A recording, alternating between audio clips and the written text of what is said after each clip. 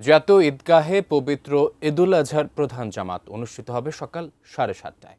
রাষ্ট্রপতি, প্রধানমন্ত্রী সমাজের বিভিন্ন স্তরের মানুষের সাথে এই জামাতে ঈদের নামাজ আদায় করবেন।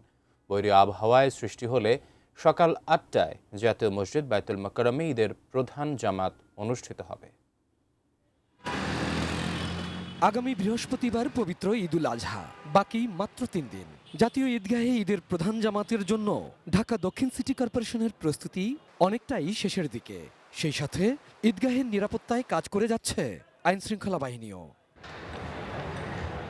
সকালে জাতীয় ঈদগাহ পরিদর্শন করেন ঢাকা দক্ষিণের প্রশাসক মোহাম্মদ আব্দুস সালাম। পরে সেখানে এক সংবাদ সম্মেলনে ঈদের প্রধান জামাতের সময়সূচি জানিয়ে সেদিন বৈরী আবহাওয়া সৃষ্টি হলে কি করা হবে তাও তুলে ধরেন তিনি।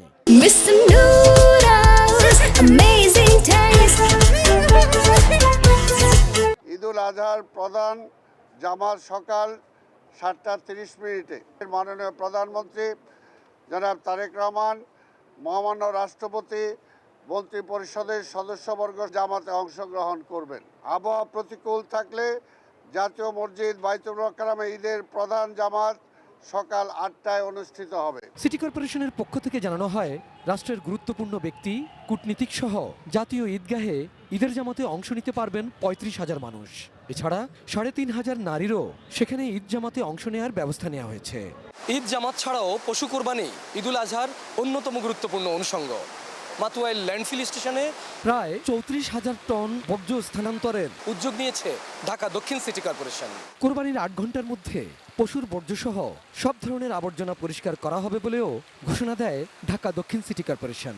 নগরবাসীকে ড্রেনে কোরবানির বর্জ্য না ফেলে নির্ধারিত জায়গায় আবর্জনা রাখার আহ্বান জানান তারা।